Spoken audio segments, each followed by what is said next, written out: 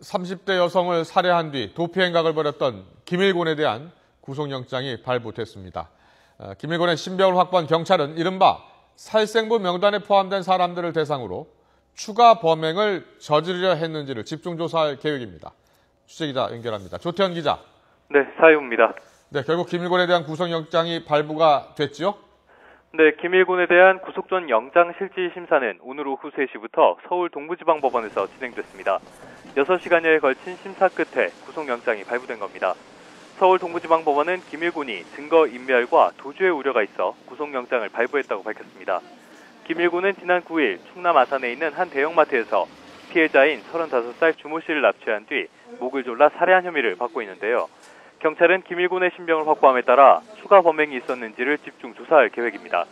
특히 검거 당시에 지니고 있던 메모에 등장하는 인물들에 대한 범행 여부를 밝히는데 수사력을 모을 예정입니다. 이와 관련해 김일곤은 영장 실질 심사를 받기 위해 법원에 출석하며 메모에 이름이 적힌 김모 씨를 언급하기도 했는데요. 김 씨는 지난 5월에 있었던 폭행 사건의 당사자였던 것으로 수사했습니다. 김일곤의 말을 직접 들어보겠습니다. 영등포 폭행 사건이 있었어요. 그게 판사님한테 탄원서를 내가 올린 게 있어요. 그거 보시 마시고요. 제가 영등포 폭행 사건 때 제가 피해자였는데 지금 가해자로 돼갖고 지금 벌 50만 원 내려줬고. 김일곤은 김 씨를 포함해 평소 28명의 이름과 직업을 적은 메모지를 가지고 다녔는데요. 평소 자신에게 피해를 줬다고 생각하는 사람들의 이름이었습니다.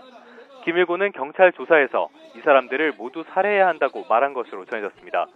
다만 경찰은 명단에 있던 인물 가운데 김일곤이 실제로 범행 대상으로 삼은 사람은 없었다며 허무맹랑한 계획에 불과한 것으로 보고 있습니다.